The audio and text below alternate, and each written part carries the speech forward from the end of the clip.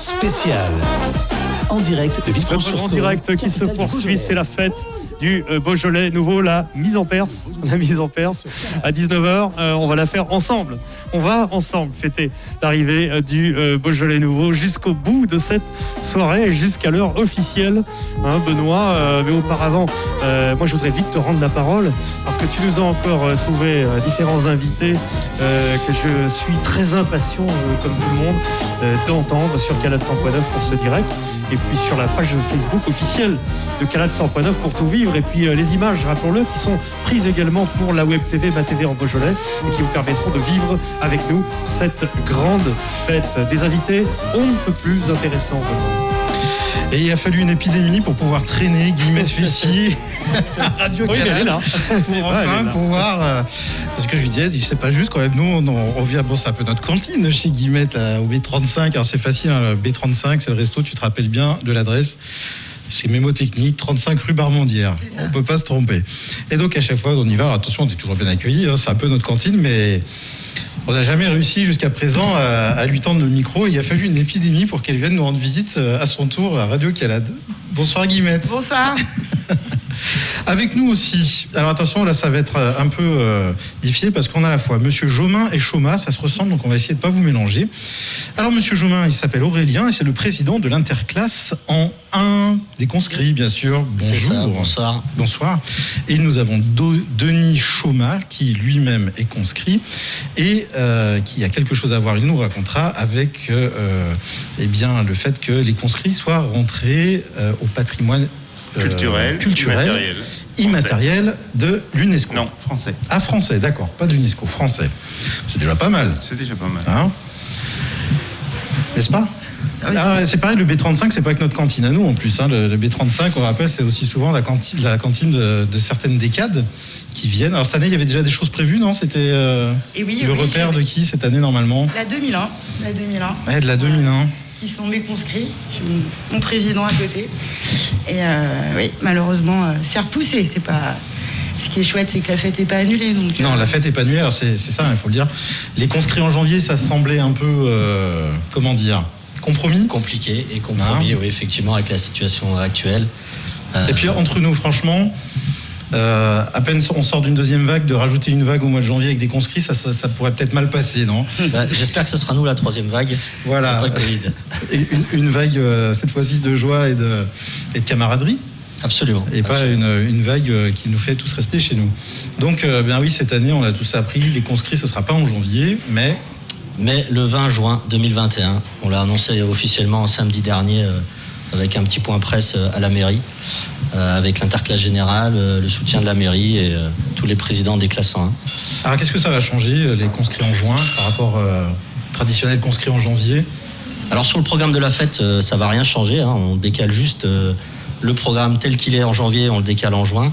Par contre, effectivement, alors au début c'est un petit peu bizarre de décaler ça en juin, mais après réflexion, ça va peut-être ouvrir quelques portes sur une adaptation de la fête des conscrits avec des remises de bouquets ou peut-être des balles en plein air. Enfin, il y a plein de choses qu'on peut faire différemment. Des banquets en plein air, effectivement. Il y a plein de choses qu'on peut imaginer, donc on n'a rien encore. On mettra plus de polaire sous les déguisements. Alors, on va avoir très chaud. On risque d'avoir très chaud, effectivement. Mais c'est pas grave. L'essentiel, c'est de défiler en 2021, quelle que soit la date. Je vous rafraîchirai. Merci, Guillemette. Et oui, puisque les conscrits, voilà, on sait, Villefranche, capitale des conscrits, on va pas refaire toute l'histoire de la conscription. Voilà, il faudrait qu'on retourne chercher Philippe Branche, peut-être, pour nous en reparler. Mais je vois que Philippe Branche, il est déjà passé à autre chose. Lui, il n'a pas attendu l'heure officielle, c'est pas bien ça, Philippe. En tout cas, oui, on ne va pas refaire l'histoire parce que je pense que tout le monde connaît à peu près l'histoire des conscrits à Villefranche. Et puis si vous ne la connaissez pas, il y a des très bons bouquins aux éditions du Poutan pour rattraper votre retard sur le sujet. Mais traditionnellement, les conscrits, c'est au début de l'année. Et d'ailleurs, c'est Villefranche qui lance un peu C'est le dernier dimanche de janvier.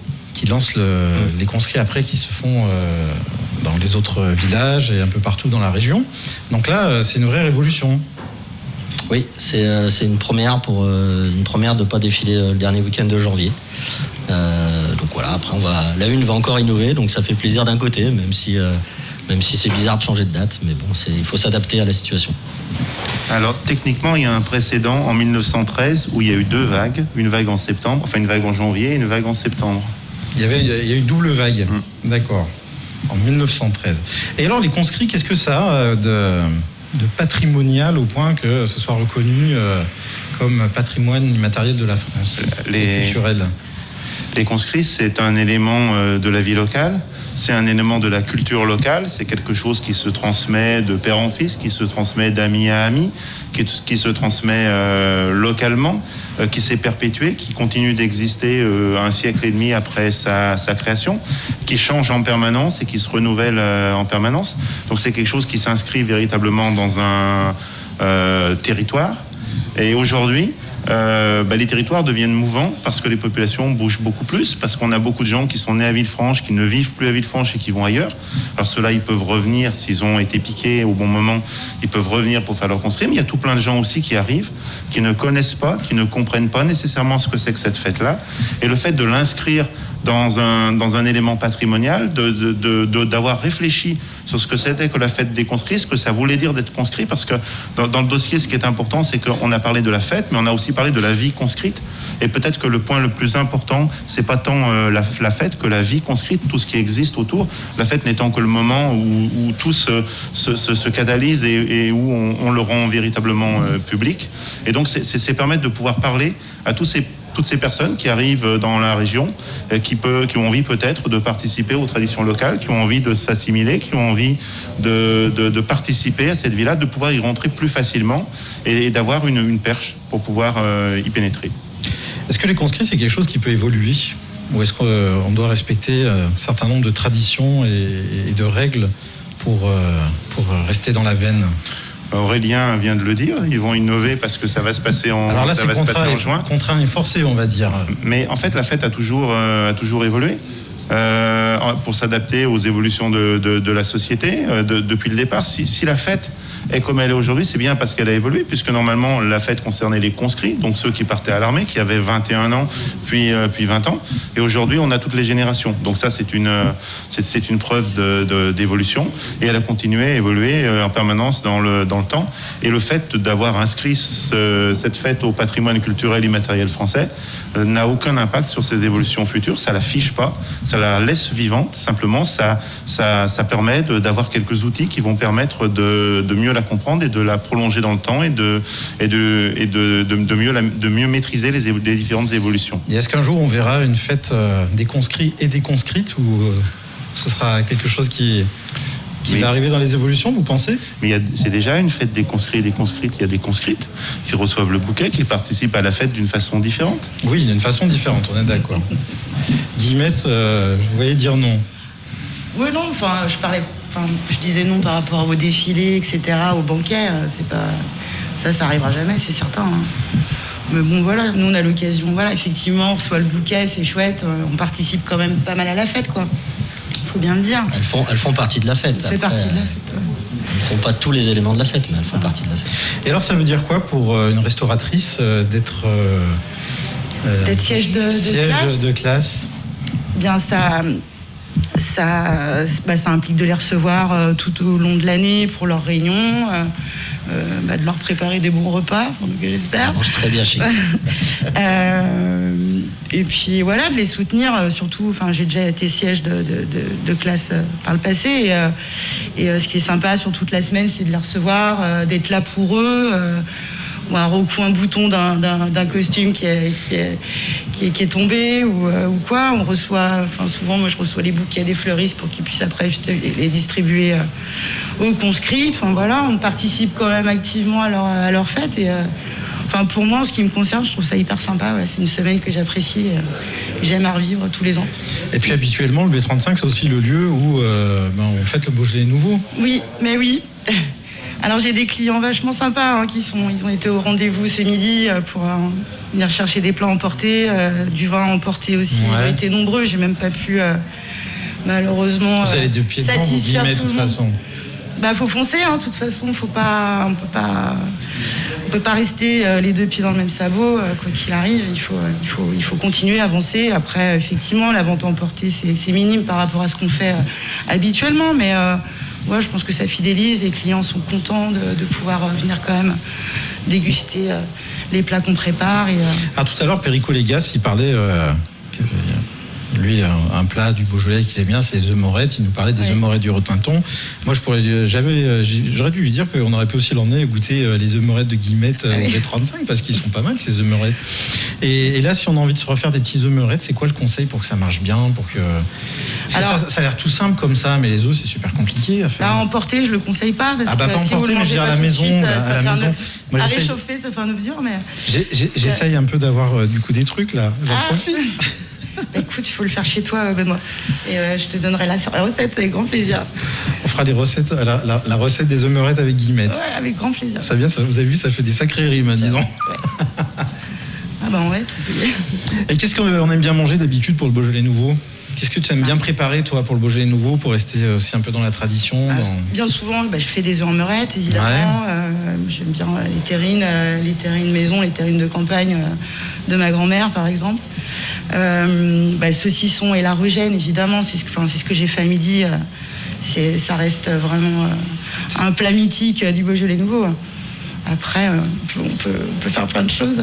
Et puis oui, c'est simplement le partage, quoi. Quelque chose qui fait plaisir à manger, quelque chose qui se partage. Puis c'est les mâchons, c'est toutes les choses comme ça. Les mâchons du Beaujolais aussi, on peut dire. Tout à fait. Les mâchons du Beaujolais. Et ça, c'est quelque chose qui est précieux. On s'en rend compte cette année, là où ça, finalement... Bien sûr. C'est un peu le manque, et c'est quelque chose... on se rend compte qu'il n'y a rien qui est acquis, et que finalement, il faut aussi bien profiter des plaisirs qu'on a dans la vie, des plaisirs simples. Absolument. Comme ça. Comme les conscrits aussi. Absolument. Ça va faire quand même un peu bizarre, le dernier week-end de janvier. Alors ça va être étrange, c'est étrange, puisque on y a beaucoup réfléchi, et ça a été dur de se dire qu'il faut repousser, mais bon, c'est comme ça, et il faut qu'on prenne soin de nous, il faut qu'on prenne soin des autres, donc on a été obligé de... C'est ça aussi dans l'esprit des conscrits, prendre soin des anciens, prendre soin... On a tous les âges sont rassemblés, donc effectivement, il faut prendre soin de tout le monde, et il faut prendre les bonnes décisions.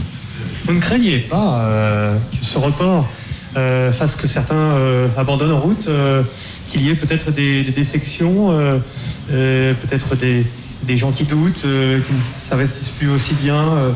C'est quand même aussi, il faut le dire, peut-être un épisode délicat pour cette société des conscrits si particulière. Effectivement, l'épisode délicat, il est là parce qu'on est tous confinés, on ne peut pas se rassembler. Je pense notamment à notre jeune classe des 20 ans, la 2021, qui d'habitude a besoin de ça, des réunions, de se voir, de se connaître, parce que c'est beaucoup de jeunes qui ne se connaissent pas au départ. La classe a été créée en mars de cette année, donc c'est tout frais. Et effectivement, là on a peur, c'est ça, c'est qu'ils n'ont pas pu se rassembler, ils n'ont pas pu se rencontrer, faire la fête, bien évidemment. Il faut trouver d'autres manières de garder ce lien entre vous, en dehors de ces habituels rituels, parce que c'est peut-être tout un monde, ces conscrits, se voir très régulièrement, avoir beaucoup de réunions. Il faut se rappeler que c'est beaucoup de préparation, ça. Surtout l'année d'avant. Il faut se mettre à distance via des écrans, on fait des conférences. Comment on fait pour garder ce lien ? Alors, on fait beaucoup de réunions Zoom. Alors, le problème des réunions Zoom, c'est qu'on ne peut pas les faire à 50 ou 40, c'est compliqué. Donc, on ne va pas se mentir, on se marre moins quand même en réunion Zoom. C'est bien moins festif, c'est bien moins festif, même si on arrive à rigoler un petit peu, mais voilà, c'est pas du tout pareil, et il manque cette ambiance-là, cette cohésion, cette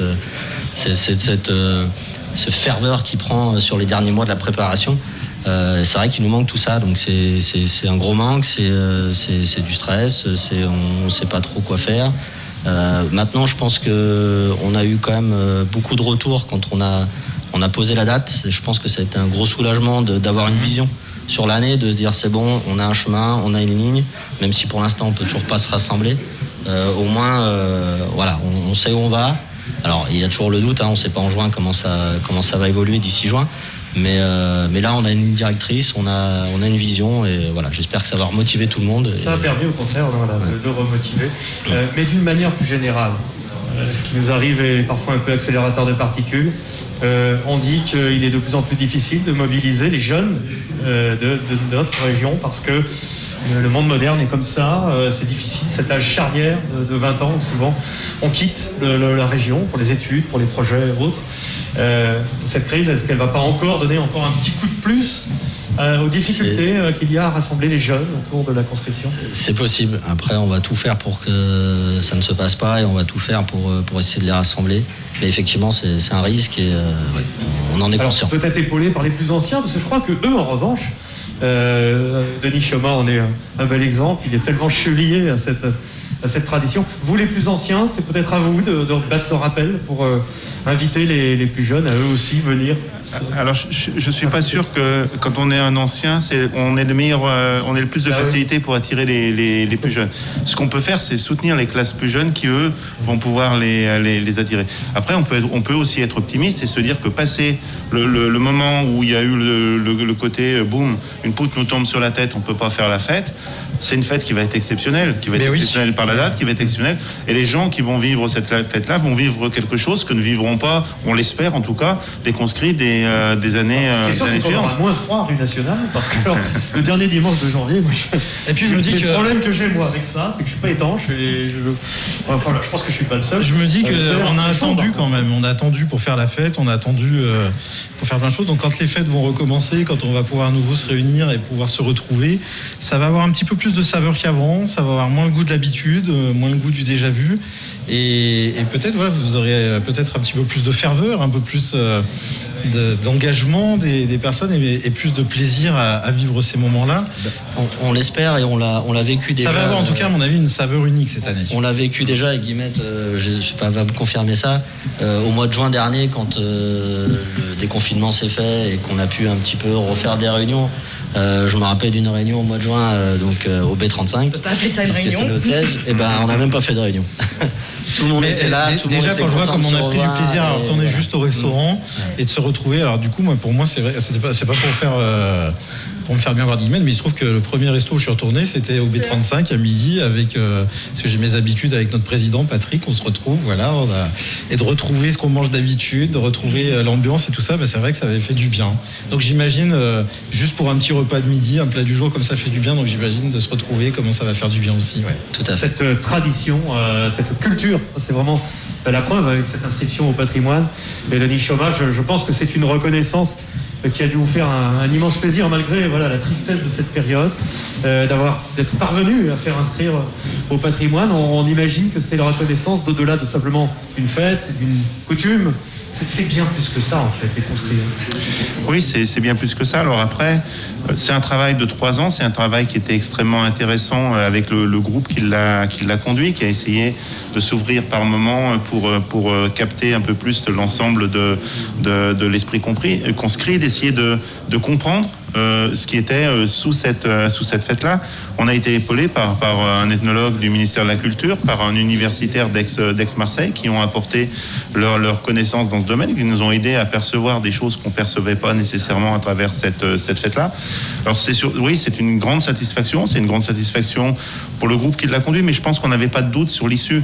On ne savait pas si ça serait au mois de février dernier, ce qui aurait dû être le cas, si ça allait être en septembre, si ça allait être en mars prochain, mais on savait qu'on y parviendrait. C'est une étape aussi, parce que derrière il faut qu'on s'en serve maintenant, parce que on n'a pas d'enjeu commercial pour les conscrits, donc c'est pas parce qu'on est inscrit au patrimoine culturel immatériel qu'il y a des cars de touristes qui vont venir à Villefranche, c'est pas du tout l'esprit de la fête, donc il faut vraiment qu'on s'en serve comme un outil local au service du territoire et au service de cette communauté et de ce qu'on aime vivre ensemble et qu'on a envie de partager avec tous les gens qui voudront nous rejoindre, notamment les jeunes. On peut leur parler peut-être de façon un petit peu différente et contrairement à ce qu'on peut voir sur les dernières années, on a plutôt un peu plus de 20 ans qu'on en avait précédemment, et je pense que tout ce qui relève véritablement du territoire, qui s'inscrit dans un territoire, va devenir précieux. Parce que dans nos sociétés dématérialisées, avec des zooms, avec des déplacements virtuels, on a besoin à des moments donnés de trouver des lieux pour pouvoir se rassembler. Un des principaux soucis d'ailleurs qu'on peut avoir pour la fête des conscrits, c'est la disparition progressive des sièges, qui sont un élément consubstantiel de la culture conscrit. Se réunir dans une salle de réunion, ça n'a pas la même saveur que se réunir dans un bar, même si pour travailler on est mieux, mais le but c'est pas forcément que de travailler quand on se réunit, voire même de travailler, c'est peut-être que l'occasion de se réunir. Bon, alors en 2 mots, elle va être encore plus formidable cette fête 2021, même si on attendra quelques mois, elle sera certainement dans les annales, parce qu'elle sera tout à fait exceptionnelle. En tout cas, vous la souhaite, Président, de réussir votre année. Ce que l'on sait, c'est quel que soit l'âge des conscrits, quelle que soit la classe, rarement on a vu conscrits laisser passer le Beaujolais nouveau. Alors ce soir, on est content d'avoir avec nous le président de l'Interclasse en 1, Aurélien Jaumin, du coup, qui va représenter fièrement les conscrits pour cette mise en perce un peu spéciale qui s'annonce là dans quelques minutes. Pour